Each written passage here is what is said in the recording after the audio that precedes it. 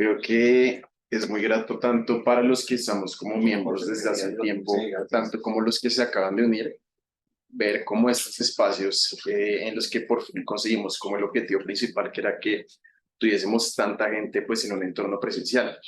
El grupo como comenzó venía siendo virtual, pues por temas de la pandemia, donde fue como el boom de los grupos de interés, pero este espacio verlo así como de lleno, creo que a todos nos hace muy felices. Entonces, nada, me presento con ustedes. Yo soy José Vicente Álvarez. Como el doctor bien lo informó, vengo inscrito como el grupo desde cuarto semestre más o menos, tercero también. Y pues a medida que han transcurrido como los momentos, junto con todo el equipo hemos formado como algunos procesos en donde tratamos de hacer charlas de investigación. Entonces, básicamente todo esto es para ustedes. En este momento me encuentro dirigiendo un poco la parte de coordinación del eje académico. Entonces, cualquier duda, cualquier inquietud que tengan acerca de las charlas que les vamos a programar y acerca de los temas que les repartan, se pueden comunicar conmigo y pues estaré muy pendiente para resolver sus inquietudes y hablar con respecto a las dudas que tengan ahí. Entonces, sin más que hablar, demos inicio a este tema tan interesante, un poco exótico, pero es el bioma carotídeo, que es bastante chévere. ¿Listo? Entonces, aquí una pequeña tabla de contenidos. Vamos a ver un poco pues, de una introducción inicial de la epidemiología, anatomía y fisiología. Hola, qué pena, no se ve en la proyección, la presentación. Está pausada. Ponerle la flecha.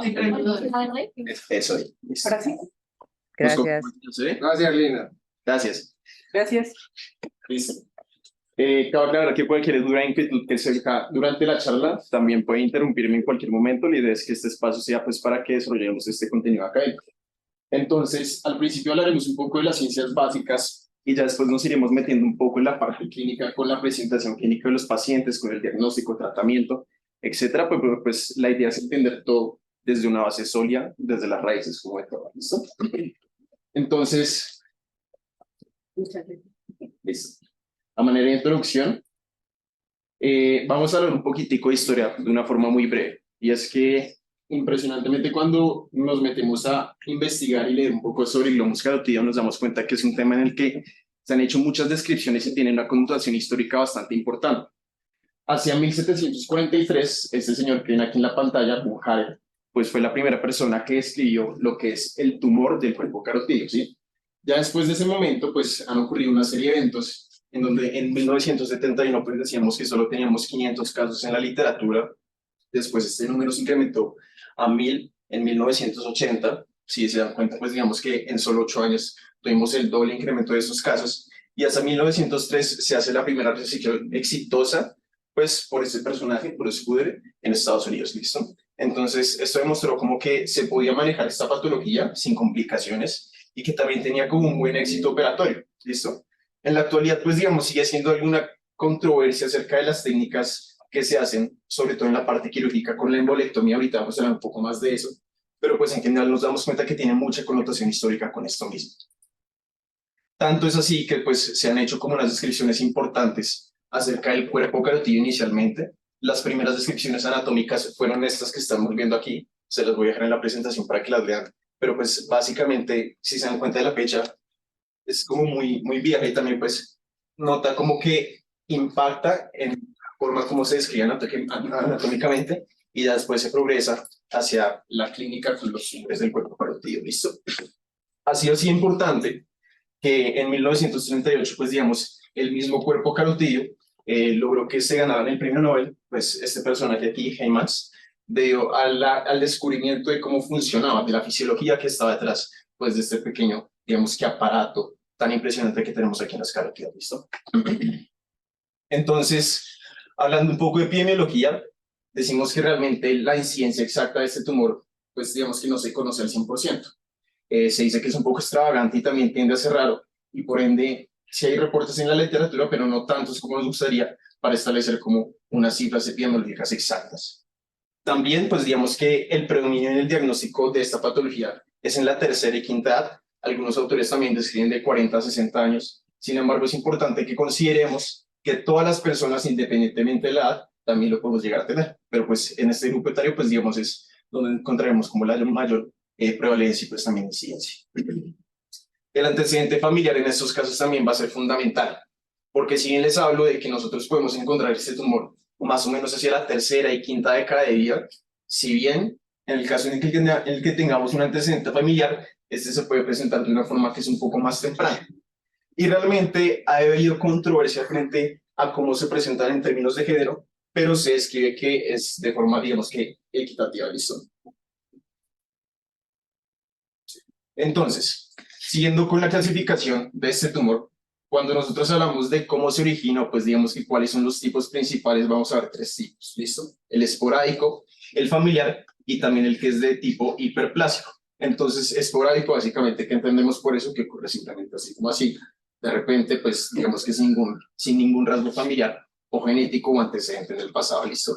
Y este realmente representa la gran mayoría. Si se dan cuenta, pues son el 85% de todos los casos de los tumores del cuerpo carotídeo, ¿listo? Y de los familiares, esto lo decimos que es el 10% de las ocasiones. Ya dijimos que aquella persona que tenga un antecedente familiar, pues también va a tener tendencia a que se presente de una forma más temprana, ¿listo? Y algo que importante es que va a ser una herencia autosómica dominante.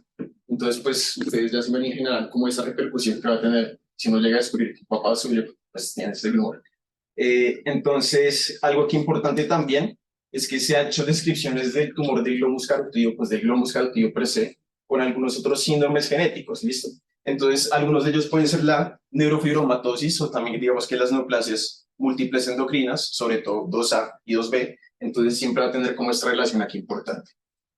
Y el compromiso bilateral siempre va a ser también de mayor frecuencia en aquellos casos que se presente de una forma familiar. Se describe también, digamos, que una pequeña proporción de estos tumores que no solo se asocian, pues, digamos, a estos rasgos familiares y genéticos, sino que también al entorno directamente, ¿sí? Las personas que de pronto están expuestas a condiciones de hipoxemia crónica, pacientes con EPOC, pacientes con cardiopatías congénitas que sean senosantes, o también pacientes que iban en grandes altitudes, pues también tienen tendencia a desarrollar estos tumores en una pequeña proporción, pero pues está descrito como el riesgo ahí presente. Entonces, vamos a hablar un poco de las consideraciones anatómicas y fisiológicas básicas para entrar a entender qué es el cuerpo carotídeo, ¿listo? Entonces, decimos que aquí nosotros tenemos como la irrigación básica de estas dos ramas de la carotida interna y de la carotida externa, ¿listo? Entonces, devolvámonos un poco como a la anatomía básica que conocemos todos, ¿listo? Tenemos la aorta, también tenemos, pues, digamos que las ramas principales y el tronco brachiocefálico, pero pues también ahí vamos a tener la carotida común. De la carotida común, asimismo, nosotros pues digamos que tenemos, digamos, una dilatación de la carotida común y esta la vamos a llamar el seno carotídeo. Esto pues digamos que funciona también como lo conocemos como un centro vasoreceptor para la medición también de las presiones arteriales y pues demás cambios fisiológicos. Y un poquito más por encima nosotros vamos a tener como un corpúsculo alargado que pues este va a ser rico en quimiorreceptores nerviosos y esto es lo que nosotros llamamos el famoso glomus o cuerpo carotídeo, ¿listo? Entonces, algo que importante es que este se va a encontrar sobre todo en la parte de la bifurcación. Si nosotros nos cuadramos, pues digamos, en toda la parte vertebral, recordemos que la bifurcación carotídea se presenta más que todo a nivel de C4, ¿listo? Entonces, así es como podemos tener comunicación anatómica también exacta. Y hablando un poco de la irrigación de estas dos ramas tan importantes, pues tenemos la carotida interna, que como sabemos bien, es la rama principal para la irrigación cerebral y que nos conforma el polígono de Willis, y la carotida externa, que es un poco más general, pues hacia las ramas, hacia el cuello, la cara y también la calota externa. Listo, entonces vamos a hablar un poco de la anatomía topográfica. Si tomémonos de pronto en el cuello, también recordemos que se describen como los triángulos principales en el que nosotros, pues digamos que por ciertos reparos anatómicos musculares los podemos llegar a ubicar, no vamos a hablar de todos, pero el que quiero que hablemos de harta importancia es aquí el triángulo carotídeo, porque aquí pues va a ser el punto en donde también nosotros encontremos a nuestro glomus carotídeo. Entonces, si nos vamos hacia el borde posterior, nosotros vamos a encontrarnos aquí con el esternocleidomastoideo, hacia el borde superior, con el músculo digástrico, con la inserción posterior, y hacia inferior, ahí nos encontraríamos con el bilirubinio. ¿Listo? Continuemos. Entonces, aquí también describimos un poco la anatomía general del cuello. También nosotros vamos a tener muchas fases, que la fase superficial, que también el espacio peligroso de Brzezinski, todos estos revestimientos, pero la más importante aquí en este caso va a ser esta que tenemos en este espacio aquí, ¿listo? Entonces, esto es lo que nosotros llamamos la vaina carotídea.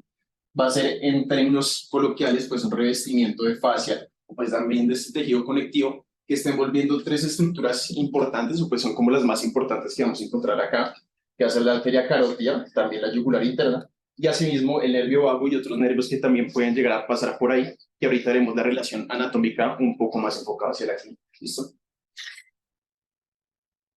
Entonces, ahora sí, centrándonos en la anatomía del cuerpo carotídeo, o pues el glomus carotídeo, decimos que esta es la masa quimiorreceptora más grande del cuerpo, y pues se localiza, como ya lo dijimos, aquí en esta pared, en toda la bifurcación carotídea, ¿listo?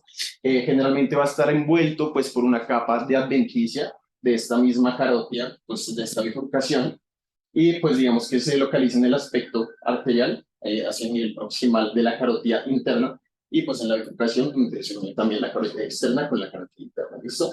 En cuanto a dimensiones, pues algunos autores describen que este va a ser de 5 milímetros, en otros también se describe que va a ser de 5 a 8 milímetros de longitud y 3 a 4 milímetros de ancho. Si se dan cuenta, cumple una función muy importante, pero es muy chiquito. Las cosas más sencillas terminan siendo también las más complejas. También nosotros, pues digamos, con respecto a la irrigación de deducimos que el cuerpo carotídeo va a recibir una irrigación que es bastante rica. Tiene una vascularización que es tremendamente buena por medio de la arteria carótida externa, por ramas de esta, y con respecto al drenaje venoso, este va a ser dado por las venas linguales y las laringofaringeas. En la inervación, decimos que este va a ser inervado por una rama del glosofaringeo, del noveno par craneal, que este pues se describe como el nervio de Hering o pues el nervio del cuerpo carotídeo per se. Listo, entonces, ya que sabemos dónde está el cuerpo carotídeo, ahora vamos a hablar de por qué es tan importante, ¿no? Entonces, realmente es un espacio en donde nosotros tenemos un control fisiológico tremendo. Cuando ocurre alguna situación de hipoxia, de acidosis, también de hipercapnia, digamos que todas estas señales van a terminar llegando por la irrigación hacia el glomus carotídeo, o pues hacia el cuerpo carotídeo. El mayor estímulo al que responde es la hipoxia, y pues en menor medida a las altas concentraciones de CO2 y también a un pH que se ha disminuido. A partir de esto, pues todos esos quimiorreceptores que nosotros tenemos en el cuerpo carotídeo van a sensar estos cambios fisiológicos y claramente tienen que ejercer una respuesta ante lo que estamos teniendo en nuestro cuerpo. De esta manera, nosotros pues digamos tenemos un envío de señales eferentes hacia el bulbo raquídeo por medio del nervio glosofaríngeo, y de esta forma aquí en toda la parte del bulbo raquídeo con el complejo de Bolsinger y etcétera, también con todos esos cambios fisiológicos que ejerce ese centro tan importante, pues se va a generar como una regulación de todo lo que vendría siendo el sistema cardiorrespiratorio. Entonces, en la parte respiratoria nosotros vamos a tener un aumento de la frecuencia respiratoria y también del volumen corriente. Y esto también en la parte vascular genera una respuesta simpática que ocasiona pues vasoconstricción. También pues puede llegar a ocasionar como respuestas vagales, etcétera, y todo controlado pues debido a este cuerpo carotídeo tan pequeño que ya estamos señalando. Hablaremos un poquito de la embriología. Creo que es como de los temas que muchas veces suele ser tedioso, pero es necesario también para que entendamos un poco la patología y dónde viene este tumor. Entonces, devolvámonos un poco al desarrollo pues, de la cresta neural y del tubo neural. Teníamos entendido entonces que todo lo que era pues, el sistema nervioso venía del ectodermo, y también esta formación del tubo neural venía acompañada de la formación de la cresta neural. Esta cresta neural va a ser importante ya que de allí van a surgir estas células que terminan migrando hacia diferentes tejidos y conforman el sistema nervioso parasimpático, y asimismo pues otros ganglios que son importantes pues para la parte nerviosa periférica, ¿listo? Entonces, cuando estas células de la cresta neural migran, ellas también, parte de ellas, van a cumplir la función de conformar lo que es el sistema paraganglionar, ¿listo? El sistema paraganglionar va a ser básicamente como esas células que nosotros a veces llamamos como neuroendocrinas, formáfines, y normalmente lo relacionamos sobre todo con la glándula suprarrenal, ¿listo?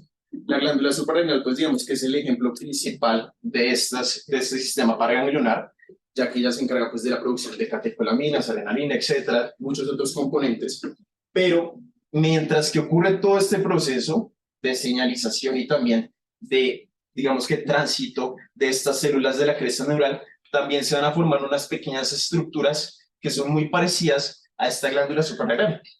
Y todo eso es lo que nosotros llamamos el sistema paraganglionar. ¿Listo? Entonces, en la parte cervical, el cuerpo carotídeo va a ser el paraganglión, o pues esta porción del sistema paraganglionar más extenso de nuestro cuerpo. ¿Listo? Y se deriva principalmente pues del mesodermo y el ectodermo del tercer arco faríngeo que vemos por acá. ¿Listo? Entonces, cuando revisamos un poco la histología del glomus carotídeo, nosotros vamos a encontrar que en condiciones fisiológicas tenemos dos tipos de células que se describen. Las células tipo 1, esas van a ser pues las que cumplen como esta función quimiorreceptora, nerviosa, que responde a esos estímulos fisiológicos que estamos hablando. Y estas pues van a ser directamente las que se derivan del ectodermo de la cresta neural. ¿Listo? Tienen una relación con el sistema simpático. Mientras que las células del glomus tipo 2 ya son un contenido de estroma. Y como es un contenido de estroma, pues decimos que se deriva del mesodermo. ¿Listo? Entonces, esto nos ayuda a entender por qué este tumor a veces también recibe el nombre de paraganglioma. ¿Listo? Ya entendimos que es el sistema paraganglionar, entonces ya nos queda mucho más fácil decir que el glomus carotídeo pues, va a ser un paraganglioma. Existen como unos tumores que se describen aquí como hemodectomas, pues también los cromatomáfines y el tumor de glomus, pero pues en términos generales, cuando hablamos del glomus carotídeo, pues de este tumor decimos que es un paraganglioma. Y como ya mencionábamos, el sistema paraganglionar no únicamente va a estar aquí en el glomus carotídeo, sino que van a ser como muchas semillitas regadas alrededor de la cadena simpática y alrededor del sistema nervioso autónomo. Sin embargo, a pesar de que los tumores paraganglionares son raros, el 65% de ellos en la porción cervical va a estar dado por el glomus carotídeo. ¿Listo? Entonces, con eso decimos que es el tumor más frecuente del sistema paraganglionar en la región cervical. Entonces, cuando nosotros abrimos en cirugía y vemos este tumor, o cuando el patólogo está viendo, pues digamos, antes de irse al microscopio, ¿qué es lo que va a ver? Va a ver pues un tumor que es bien circunscrito, que tiene una pseudocápsula, pero que no es una cápsula verdadera, pues, eso dice cápsula ahí. Tiene una coloración que es café ruborizada, y también, como ya lo mencionamos, por la arteria carótida externa, pues es altamente vascularizada. ¿Listo? Ahora bien, vamos a irnos un poco al microscopio y veamos cómo se ve esto cuando ya estamos hablando de la placa histológica per se. Entonces, habitualmente esto es lo que nosotros veríamos con el glomus carotídeo normal, y sorprendentemente es así también como lo vamos a ver con el tumor de pues, el cuerpo carotídeo, ¿listo? Entonces, algo que se describe aquí es el patrón de Cell-Valent. Este patrón de Cell-Valent significa que todas estas células que ya hemos hablado de glomus tipo 1 y glomus tipo 2 pues se van a encontrar como una especie de tejido, como en un nido, y esto pues es lo que vemos también acá. Entonces se ven como las células tipo 1 rodeadas también por estroma, que vendrían siendo las células del glomo tipo 2. Y una descripción un poco más patológica o histopatológica, si se puede denominar, es que va a ser un núcleo hipercromático con abundante citoplasma. Entonces, bueno, digamos que toda la vida a nosotros nos han dicho como, bueno, la actividad mitótica, todo lo que nosotros vemos en las células neoplásicas, de estas manchas, de esta atipia celular, de toda esta necrosis que puede llegar a resultar de las neoplasias que conocemos de toda la vida, pues son un indicativo de que ese tumor realmente es maligno y tiene mal pronóstico. Esto funciona también con el glomus carotídeo, desearíamos que sí, pero infortunadamente no es así. El glomus carotídeo no depende de su malignidad, pues el grado de su malignidad no depende de la observación histopatológica, sino que depende más que todo de un compromiso clínico, ¿listo? Entonces, a medida que él genere mayor invasión en las estructuras adyacentes, nosotros vamos a decir que tiene un grado de malignidad mayor. Mientras que todos estos cambios mitóticos, todos estos cambios, pues digamos, de necrosis, realmente no significan que tengamos mayor o menor malignidad en este tipo de tumores. Por eso se me hace que es tan extravagante como se los decía, porque digamos que es una excepción a la regla que siempre hemos conocido. ¿Listo? Aquí entonces les comparto como, digamos, una muestra de esa extensión que puede llegar a tener el tumor, y eso es lo que se escribe el signo del aire. Entonces, acá se ve el glomus carotídeo, este vendría siendo pues un tumor del cuerpo carotídeo, y si se dan cuenta, la arteria carótida interna y la arteria carótida externa van a empezar a dilatarse y a separarse cada vez más. Esto precisamente porque el tumor está ejerciendo como un efecto de masa, y precisamente se ve como esa separación entre ellos dos. Entonces, bueno, cuando ya hablamos del comportamiento, decimos que la gran mayoría son benignos, ¿listo? casi todos los tumores del glomus carotídeo son benignos. Hay unos que sí ya van a ser un número muy reducido que tienden a ser malignos, pero pues a diferencia de los paragangliomas retroperitoneales, como estaríamos hablando como el feocromocitoma, estos pues digamos que van a ser no funcionales, ¿listo? El hecho de que nosotros tengamos nuestro glomus carotídeo ahí no significa que todo el tiempo estemos produciendo catecolaminas, adrenalina, noradrenalina, etcétera. Sí se puede llegar a presentar, pero en muy pocos casos, ¿listo? Entonces, el riesgo con esto es que nosotros tengamos una propagación a las estructuras adyacentes vasculares y nerviosas que están transitando por ahí. Ahorita vamos a ver que el nervio vago pasa muy cerca, que el nervio hipogloso también, que el nervio laringio superior también pasa por ahí. Entonces, este vendría siendo como uno de los mayores riesgos que tenemos con este tumor. Y las metástasis pueden ser también a ganglios adyacentes al cerebelo, tiroides, plexo braquial, pulmón, riñón, hueso, todos estos órganos que estamos viendo aquí. Ahora sí vamos a hablar un poco de la presentación. ¿Qué es eso entonces que nosotros vamos a ver con el paciente que se nos presenta y en quien debemos de pronto sospechar como un diagnóstico diferencial del glomus carotídeo? ¿Qué pensaría? Abiertamente. Síncopes. Síncope podría ser una opción. ¿Algo más que se les ocurra? Dolor de cuello. Dolor de cuello también es otra muy buena. Opresión de la carótida. Opresión de la carótida. Pero parece, pues el paciente tiene un tumor, entonces nosotros lo primero que vamos a ver, pues nada más. Exacto. Entonces, increíblemente, generalmente va a ser asintomático. ¿Listo? Decíamos que él no va a ser funcional, a diferencia del feocromocitoma. Entonces, a veces los pacientes simplemente van a referir sin ningún síntoma, además de la masa que nosotros tenemos ahí presente. ¿Cómo va a ser esta masa? Entonces decimos que es una masa que se encuentra por debajo del ángulo de la mandíbula, que es una masa firme, también pues digamos que es una masa lobulada, que es una masa lisa, y algo muy importante que es creo que casi, o pues es patognomónico de este tumor, es que nosotros vamos a encontrar algo que es el signo de Fontaine. Entonces el tumor decíamos que está adherido ahí a la carótida interna y a la carótida externa. Cuando nosotros lo desplazamos hacia los laterales de forma horizontal, él sí va a poder moverse. Sin embargo, como está adherido a la carótida y también a la carótida externa en su eje longitudinal, él no se va a poder mover de esta forma, pues, ¿listo? Entonces, eso es clave para que los diferenciemos. También, pues, la pulsación carótida se puede transmitir al mismo tumor y se reporta que en el 30-40% de los casos nosotros podemos llegar a escuchar un soplo ahí mismo. Entonces, como les decía, la gran mayoría no van a ser funcionales, pero otros casos sí lo pueden llegar a ser. Y esos son los que sí se nos pueden manifestar con síntomas y signos, pero que van a ser, pues, digamos que muy poco específicos. Entre ellos cefalea, mareo, palpitaciones, taquicardia, arritmias, fotofobia, todos estos que, digamos, se relacionan más que todo con esa producción de catecolaminas en el caso de que sea funcional. Y en el caso de que nosotros tengamos un compromiso nervioso, que es lo que yo les decía, que por aquí nosotros pues tenemos el nervio hipogloso en un contexto con él, y también el nervio vago y el laringio superior, pues todo esto nos puede repercutir en una presentación con un compromiso nervioso.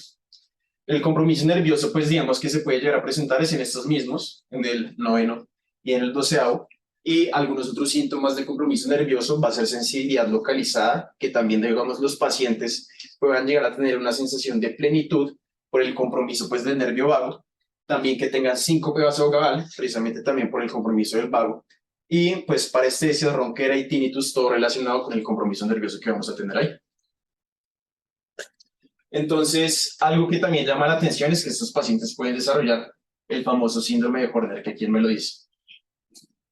Pues sí, amiloidosis. La otra no. Por M.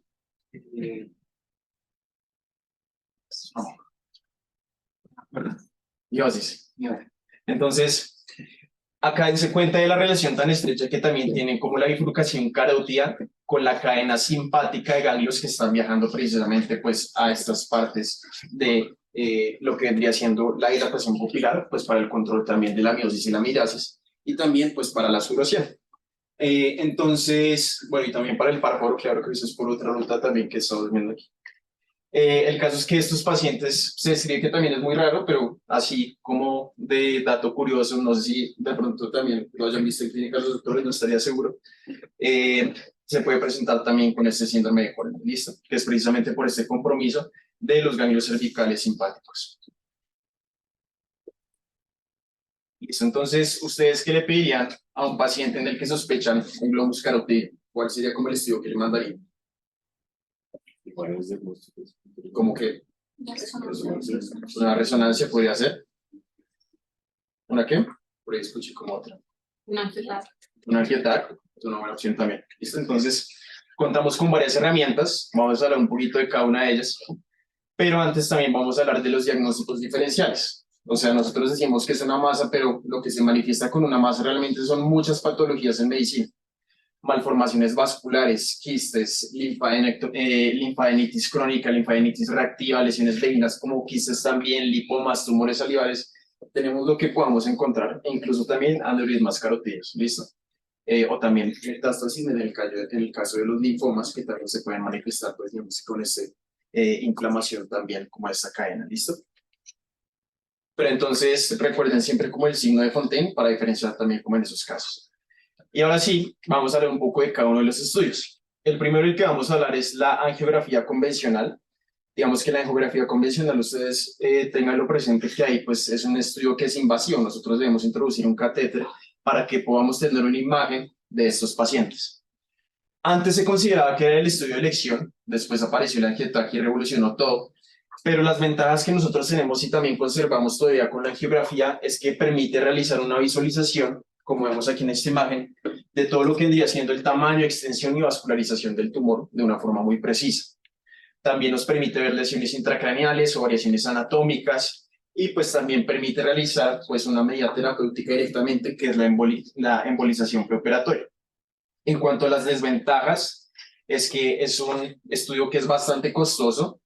Como ya decimos, también es invasivo porque nosotros tenemos que introducir un catéter en estos pacientes y eso puede configurar a que ellos padezcan un número de complicaciones, entre ellos aneurismas, también complicaciones de más por herida, por el medio de contraste también que se, pues digamos que inyectar en casos de pacientes nefróticos o pacientes, pues digamos, renales. Y pues que también el hecho de que nosotros introduzcamos un catéter puede ser un factor de riesgo para que el paciente de pronto tenía una placa aterosclerótica y le desarrollemos pues una C. Con respecto al dúplex, este es el que se ha vuelto más de moda últimamente. El dúplex pues es un estudio bastante sencillo, pero es no invasivo y realmente es muy útil porque pues nos permite también ver con una buena calidad todo lo que la angiografía también nos permitía. Entonces las ventajas que tiene para esto es que es un estudio que es costo efectivo, es barato, pues no es invasivo y como ya lo mencionamos tiene muy buena visualización. Últimamente se dice que vendría siendo como la primera herramienta que nosotros tenemos para mandarle a este paciente en el que sospechamos pues este globus carotídeo con un dúplex. Fácilmente podemos, digamos que, orientar nuestro diagnóstico y proporcionar pues un abordaje inicial. En cuanto a las desventajas, pues es un estudio que es operador dependiente. Esto lo condiciona un poco. También no evalúa el compromiso de tórax ni tampoco la región intracraneal y tiene menor detalle a comparación de la angiografía. También, pues digamos, algo a tener en cuenta es que puede tener una pérdida de la sensibilidad en aquellas lesiones que son muy pequeñas.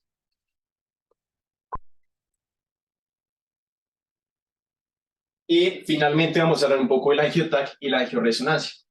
Se ha descrito que este puede llegar a ser como el gold estándar para este tumor, pues para estas patologías. En cuanto a las ventajas, es que proporciona un alto detalle cuando el dúplex pues es insuficiente, no es invasivo y también pues tiene una capacidad de reconstruir pues digamos imágenes en 3D que nos proporcionan pues una ayuda también en el planeamiento quirúrgico. Entonces, como nos damos cuenta, este vendría siendo como un detalle 3D, un modelado, y esto pues es una herramienta bastante útil para cuando uno ya está dentro de ella y sabe cómo que se encuentra. ¿Listo? Las desventajas principales, pues digamos que por la radiación esto puede llegar a generar como una fibrosis también, por el medio de contraste, perdón, puede llegar a generar una fibrosis sistémica nefrogénica y pues precisamente ese vendría siendo como la principal consideración que debemos tener ahí en esos pacientes. Algo importantísimo aquí también con los tumores del cuerpo carotídeo es que también, a diferencia, es otra excepción que tenemos con los otros tumores, la biopsia aquí va a estar totalmente contraindicada. Nosotros, pues, ¿qué va a pasar si funcionamos una carotida? Pues el paciente va a empezar a chorrear sangre, ¿cierto? Entonces, debido a esta alta vascularización, se contraindica, pues, digamos que este método diagnóstico por aguja. Entonces, ya que nosotros tenemos un diagnóstico de estos pacientes, el siguiente paso es clasificarlos, ¿listo? Para esto, pues, un grupo de personas en la Mayo Clinic ha desarrollado como esta clasificación, la Schillen. Entonces, acá nosotros vamos a clasificar los tumores dependiendo del compromiso y de la extensión que tengan con las estructuras perivasculares y también con las estructuras nerviosas adyacentes. Cuando hablamos de un tumor tipo 1, es que realmente no tiene un compromiso, pues no está extendiéndose o cubriendo las carótidas. Si se dan cuenta, se encuentra aquí en el centro, pero digamos que no se va más allá.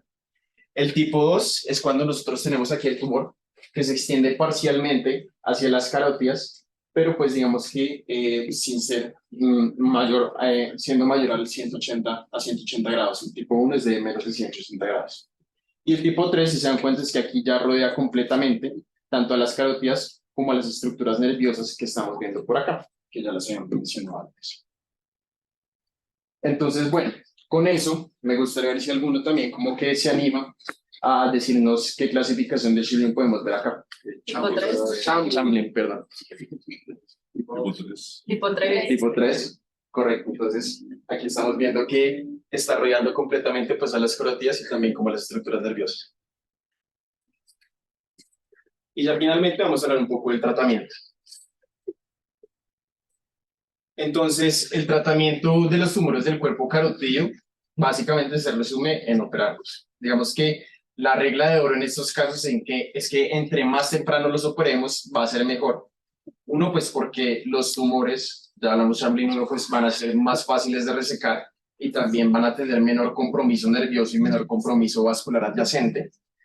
Pues también va a ser una cirugía menos comórbida y también va a tener menor probabilidad pues, de compromiso también de sus pares craneales y menor probabilidad también de conversión pues, a una entidad maligna. ¿Y qué pasa con la radio y quimioterapia? Realmente hay mucha controversia con respecto a esto. Se indica que de pronto para pacientes en los que ellos puedan llegar a tener una masa que ya tiene una extensión intracraneal o masas que no sean de posible resección, se recomienda la radioterapia. La quimioterapia realmente tiene muy poca evidencia y se puede escribir, digamos que en terapia adyuvante para otros casos también de pronto de grado 1 o de grado 2 o grado 3, pero pues como mencionamos es algo que también todavía está en controversia. Entonces, con respecto a otras consideraciones preoperatorias, lo que nosotros debemos hacer con este paciente antes de enviarlo a cirugía es revisar muy bien las imágenes claramente. Para esto, pues vamos a delimitar el tamaño y la extensión del tumor y buscar si el paciente pueda llegar a tener otro tumor en otra parte, que es lo mismo que nosotros nos referimos con sincronicidad. ¿Listo? Entonces, también vamos a hablar del compromiso neurológico del paciente, si el paciente pues, no ha desarrollado de pronto como ningún tipo de compromiso en estos pares craneales. Y si el paciente de pronto puede llegar a tener una actividad neuroendocrina. Decíamos que son muy reducidos los casos de estos tumores del cuerpo carotídeo que van a ser funcionales, pero en caso tal de que lo sospechemos por la clínica del paciente que de pronto presentaba síncopes, que también presentaba taquicardia, arritmias, etcétera, pues podemos ayudarnos con unas catecolaminas urinarias. Si encontramos este hallazgo positivo, nosotros primero debemos indagar por otros tumores funcionales que sean un poco más probables. Entre ellos, pues el feocromocitoma para poder descartarlo antes de considerar que esta causa de producción de catecolaminas sí está atribuida directamente al tumor del cuerpo carotídeo. Entonces, con respecto a una pregunta que también ha sido muy controversial, es si nosotros podríamos realizar una embolización preoperatoria y en qué pacientes podríamos llegar a hacerlo. Realmente, como decimos, es algo que todavía está en debate. Algunos autores recomiendan que puede ser utilizada para Chamberlain 2 y Chamberlain 3, pero esto eventualmente también puede llegar a traer muchos riesgos. Entre ellos, pues digamos que la posibilidad de desencadenar una embolización o pues una ACV es uno de los más importantes, pues además también de todo el procedimiento por punción que nos puede traer como aneurismas y además pues digamos alteraciones traumáticas, pseudoaneurismas. Los tumores también mayores de 5 centímetros se han recomendado también que podrían beneficiarse y los Chamberlain 3 o pues de extensión también craneal. Listo, y ya con respecto a las consideraciones intraoperatorias, como nosotros pues digamos que vamos a acceder a una zona que es la carótida interna que está generando esa irrigación, digamos que continua al cerebro, es muy importante que nosotros también los estemos monitorizando todo el tiempo. ¿Cómo lo hacemos esto? Pues con un electroencefalograma, pues en anestesia también usan como el dispositivo BIS, pero en general nosotros con esto vamos a buscar que el paciente no tenga ningún cambio isquémico al momento que nosotros estemos entrando a operar. En caso tal de que nosotros, pues digamos que podamos llegar a generar como un clampeo, pues a nivel de las carótidas y se vea que el paciente tiene cambios isquémicos en el electroencefalograma, nosotros podemos recurrir a la utilización de este shunt, que es el shunt Inahara. Entonces, Esto lo que hace es que se conecta, pues digamos que se inserta a nivel proximal en la arteria carótida común y a nivel distal también se inserta y se mantiene fijo por medio de estos balones en la carótida interna.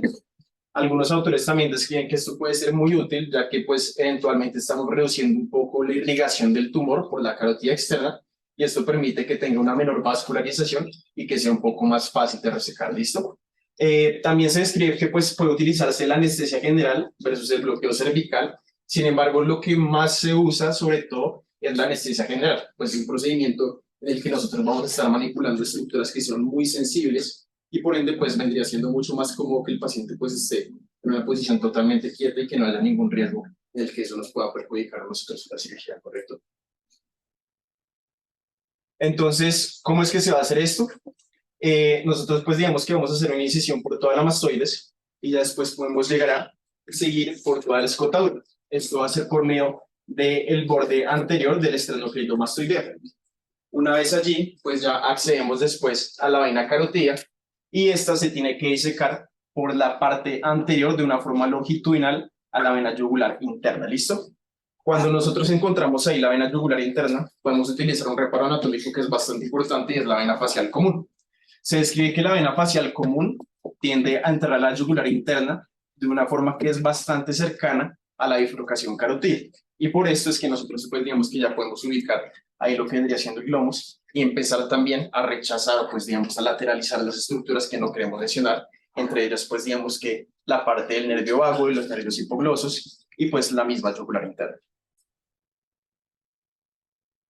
Entonces, el primer paso que nosotros vamos a hacer es un control proximal. Entonces, aquí en la arteria carótida común empezamos también, digamos que a retirar el tumor lentamente y vamos a continuar y seguir por todo lo que vendría siendo, pues digamos que el plano que está en la carótida interna. Una vez ya tenemos también un control distal con la carótida interna, ya después podemos acceder al tumor y se retira también completamente. Y ya con esto también vamos a hablar de algunas configuraciones. Si quieres, baja esta para que puedan ver también aquí. Pero entonces, dependiendo de la clasificación de Chamblin, nosotros también vamos a tener distintos como abordajes quirúrgicos. ¿Listo? En la clasificación Chamblin 1, pues, ¿qué decíamos? Es un tumor que realmente no es tan grande, no está comprometiendo tanto los vasos, entonces fácilmente nosotros podemos retirarlo sin comprometer la carótida interna ni la carótida externa. Eso se van a dejar intactas ahí. En los de tipo 2, aquí ya decíamos que nosotros vamos a tener un tumor que está rodeando parcialmente a estos vasos sanguíneos. Y eso nos puede llegar a generar que tengamos que llevarnos con una resección en bloque a la carótida externa. Cuando se hace eso, simplemente pues se sutura también y también se cose aquí el muñón de la carótida externa a nivel proximal y también a nivel distal, pero la carótida interna sigue permaneciendo intacta. Y finalmente en el Chamblin tipo 3 ya tenemos pues digamos que una cobertura total de las ramas de la carótida y también de las estructuras nerviosas. Y por ende lo que se prefiere es digamos que generar una reconstrucción, quitar en bloque tanto la carótida interna y la carótida externa y ya después con un injerto que se puede usar injertos autólogos venosos, claro que no se recomiendan tanto, pues digamos que los injertos sintéticos han mostrado mejor evidencia, se usa para generar como este reemplazo y pues digamos que reemplazar esta carótida interna que nos llevamos cuando sacamos también el tumor. ¿Listo? Entonces ya después sí se hace como una reaproximación del platisma, el cierre de la herida con suturas intradérmicas y pues se coloca un drenaje si es necesario. Y eso vendría siendo todo. Muchas gracias. Eso del injerto porque no se puede usar también en el Chamblin 2, como para también volver a ponerlo de la carótida externa. Buena pregunta. Pues hasta donde yo tengo entendido, profe, de la carótida externa realmente tendríamos ahí como muchas colaterales que también nos proporcionan como esa irrigación, entonces no es como un paso que también sea como indispensable, digamos que revascularizarlo mediante una técnica de reconstrucción. Entonces pensaría que por medio de esa irrigación colateral no es como tan fundamental que lo reemplacemos en el caso de la carótida interna, que se está pues generando toda esa irrigación al sistema nervioso central. Para descuidar esa quedarse de... Si la carótida externa tiene comunicaciones con la contralateral amplia. En principio, el Chamblin 1 y 2 y hasta el 3, uno conserva las dos arterias. Pero hay que estar preparado para reconstruir la arteria si no se puede soltar el tumor de la pared. Un tumor que está irrigado por una rama, pero a su vez está adherido completamente a la adventicia hasta la muscular. A veces es imposible tener un plano de liberación de la arteria. En esos casos, que es más o menos en el Chambi 3, el riesgo más alto de no poder resecarlo y liberarlo de la pared de la arteria. Y no se puede dejar la arteria lesionada porque va a producir lesión de la íntima, trombosis y ACV del paciente. Una sola carótida tiene la posibilidad del 10% de ser independiente en territorio derecho o el izquierdo de esa carótida. Sin apenas tener polígono de Willis puede haber lesiones. Y 10% es una incidencia muy alta de lesiones. Para operar globos carotídeos uno tiene que tener una buena experiencia para que no tenga ni lesiones craneales ni lesiones de ACV. Debe ser menos del 2%, la del 1%. Si no tiene experiencia, pues las lesiones aumentan. Entonces, todas las técnicas que hay de reconstrucción que están disponibles para otro tipo de cirugía que vamos a revisar de manera rutinaria, en este caso es una alternativa cuando definitivamente no es posible que dé plano el tumor con la pared de la arteria. Entonces, no es poco frecuente y obviamente depende del tiempo de diagnóstico del tumor. Ahora, como dijo José, todos llegaran en el Chandin 1 y disminuye uno la capacidad de riesgo. Sebastián. José, ¿por qué dice, Luis, qué opina? Porque dice que el injerto sintético es superior al injerto oncológico? Lo había visto en descripciones que ponían que tenía como una permeabilidad mejor, como una patencia mejor en esos casos, y que el autólogo venoso podría llegar a tener, digamos, que una oclusión en mayor medida. Se lo leí. ¿Qué opina? Pues, No, dicen que Perdón. opina él. ¿Qué prefiere usted, un sintético o un autólogo de la vena? Lógica, no tiene que saberlo.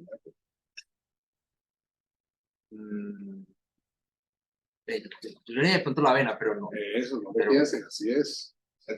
¿Por qué? Siempre la vena. ¿Cuáles ventajas tiene la ¿Qué vena? cree que Anatómicamente, posiblemente podría ayudar. También de pronto la distensibilidad de la vena para ese lugar, pero ¿Qué más? Respuesta inmune. ¿Cómo? La respuesta inmune, ¿Cómo así? porque es un cuerpo extraño que está dentro del cuerpo, entonces puede llegar a tender a rechazarlo. ¿Y qué, bueno, qué pasaría si lo rechaza? ¿Qué pasa si se hace un seroma sobre un pedazo que no es vital, que no tiene vasculatura y que no es biológico? Se puede invadir fácilmente por infección. Entonces, se infecta, la permeabilidad a largo plazo. Y obviamente, de esos materiales hay muchos. Obviamente, si no hay otro recurso, no tiene la vena, si la persona no es la experta para preparar la vena, seguramente no va a tener el mejor material. Entonces, lo que sí está disponible siempre es la vena. Así tengamos supermateriales para poder hacer una cosa similar, tenía que ser el mejor material sintético, de pared delgada, de baja trombosis, con suturas adecuadas para que la arteria en la anastomosis con un injerto de PTFE sea el más adecuado. O si no, se van a producir pseudoneurismas, aneurismas anastomóticos, alteraciones en la anastomosis. Claro, si va a poner una vena enferma, varicosa, pues también te va a pasar lo mismo, ¿sí? Entonces, pero es importante que ya que estamos hablando del tema, siempre en un trauma, en una lesión iatrogénica, uno siempre debe tener a la mano lo más cercano que tiene, que es la propia vena del paciente. Lo demás son buenas alternativas, pero no se han podido equiparar. Y siempre está el riesgo de infección, porque es un material inerte. Y lo que usted dijo sí es cierto, hay una reacción al cuerpo extraño. Hay un seroma que se produce alrededor, el cuerpo no se adapta siempre 100%.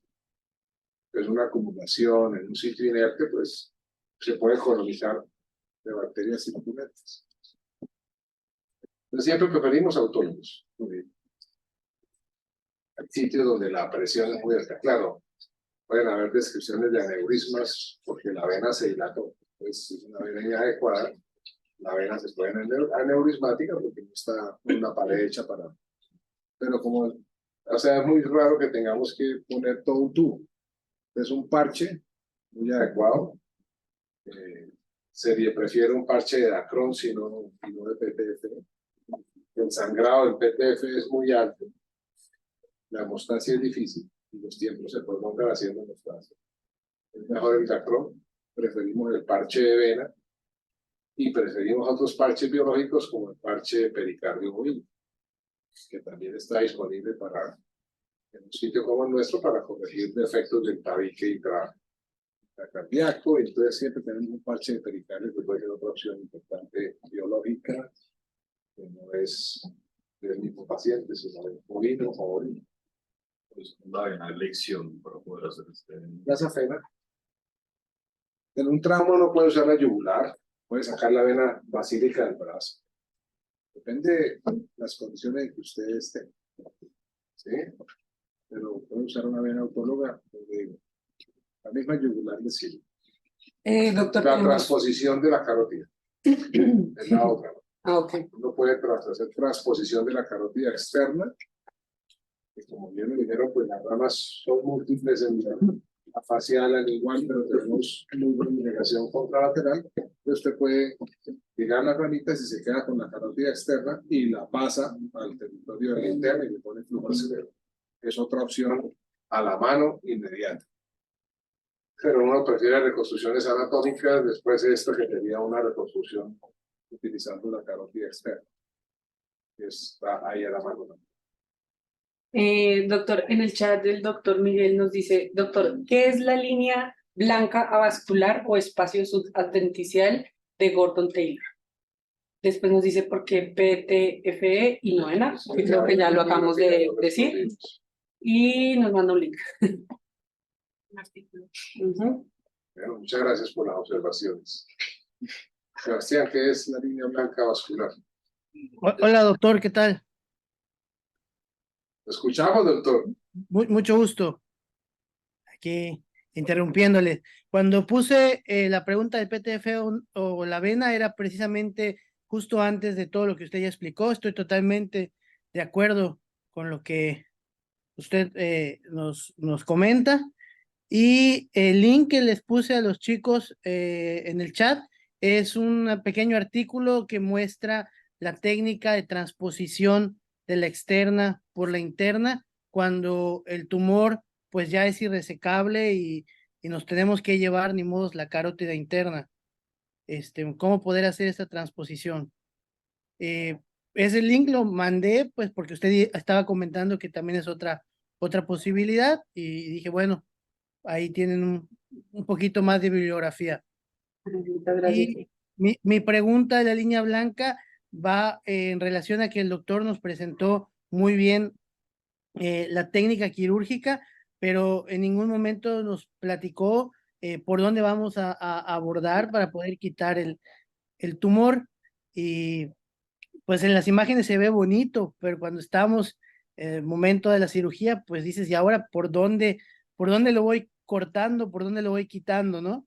Entonces hay un espacio, esto es para los chicos que están escuchando la plática, hay un espacio subadventicial entre el tumor y la carótida, y este espacio es avascular, lo describió Gordon y Taylor, y entonces por ahí podemos ir avanzando la disección para ir resecando el tumor.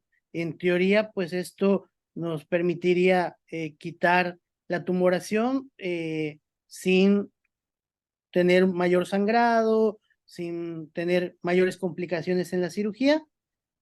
Obviamente también a veces, a pesar de estar avanzando por la línea blanca, pues a veces sí tenemos algún percance transoperatorio, eso puede pasar, pero en teoría ir por ahí es más seguro que abordar por otras partes.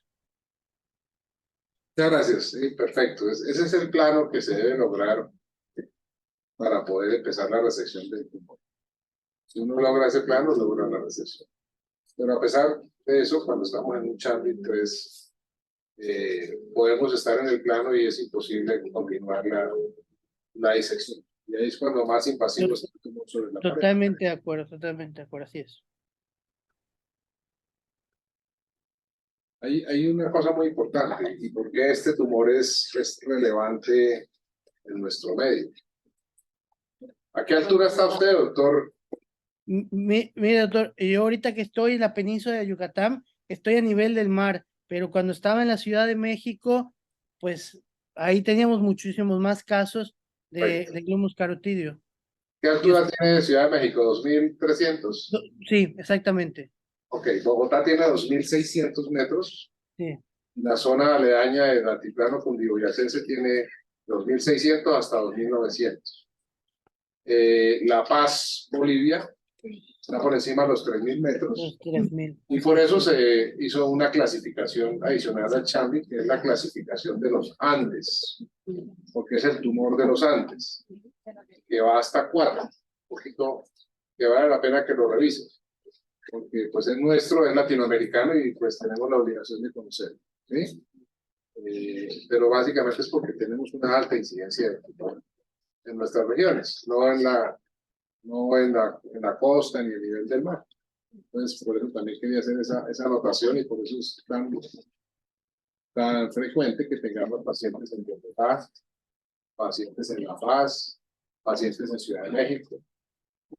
Y obviamente hay muchos sectores del mundo que tienen también alta incidencia.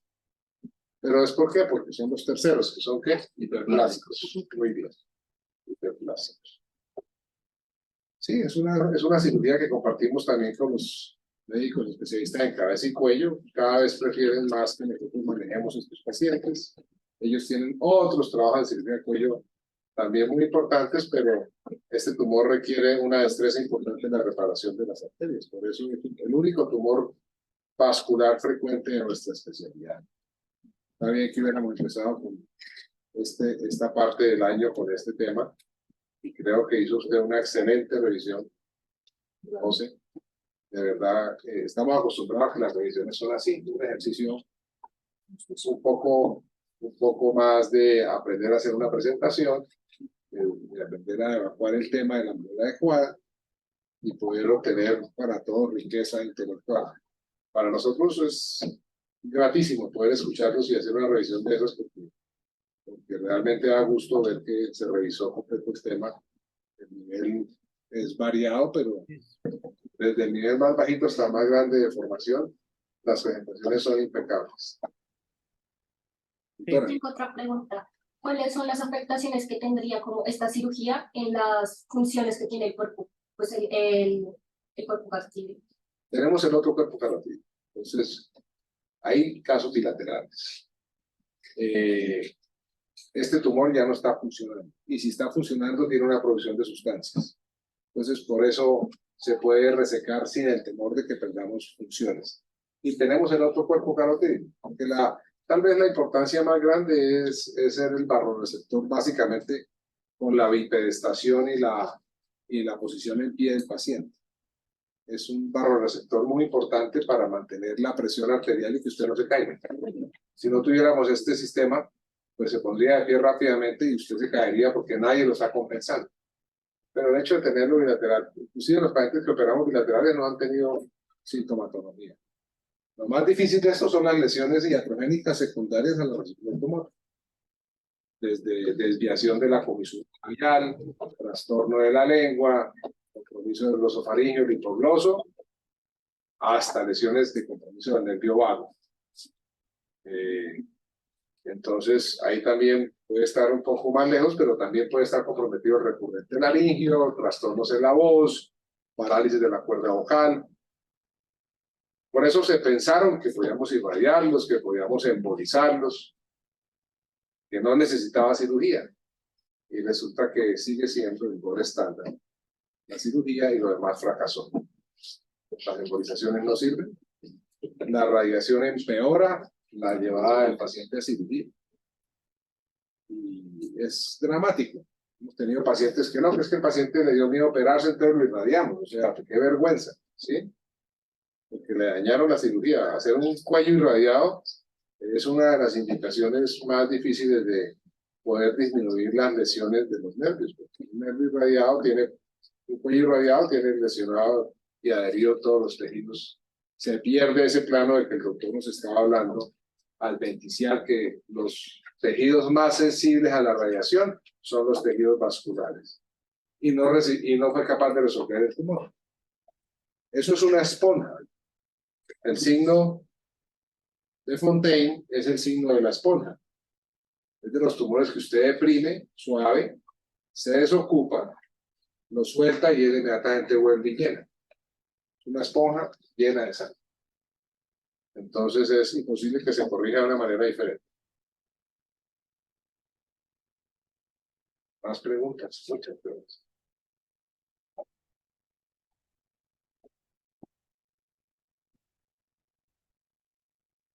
No. Doctor, ¿en qué caso se utiliza el parche pericárdico que mencionaba muy? Depende de lo que lo tengas, porque yo le puedo decir a alguien que lo tiene, pero si no lo tiene disponible, nosotros lo tenemos de rutina en la cardioinfantil porque lo usamos para otras muchas cirugías.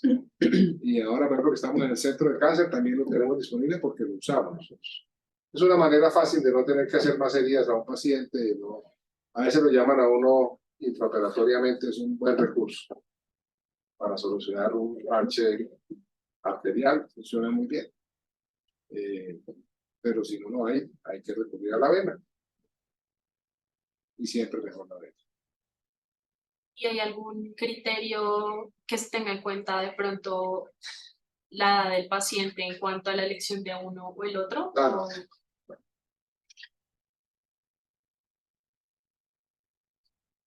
Tenemos pacientes en todas las edades, ¿no? Y en la medida que aumenta la edad, pues aumentan las otras comorbilidades. Enfermedad coronaria, pacientes con enfermedad severa pulmonar, o sea, todas las cosas que limitan una cirugía general, un paciente que debe ser llevado a una cirugía mayor.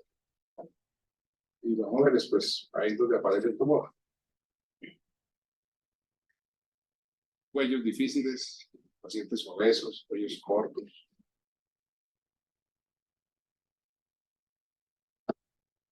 Estoy preguntando a usted. Pues, la verdad, te felicito, muy buena charla, la verdad, muy completa y muy buena revisión, la verdad. Gracias. Bueno, entonces ya en el chat tampoco hay ninguna otra pregunta. Muchísimas gracias por su asistencia y por la participación. Muy amable a los que están conectados. Muchas gracias. Muchas gracias. Ya tenemos las fechas y las compartimos claramente. Gracias.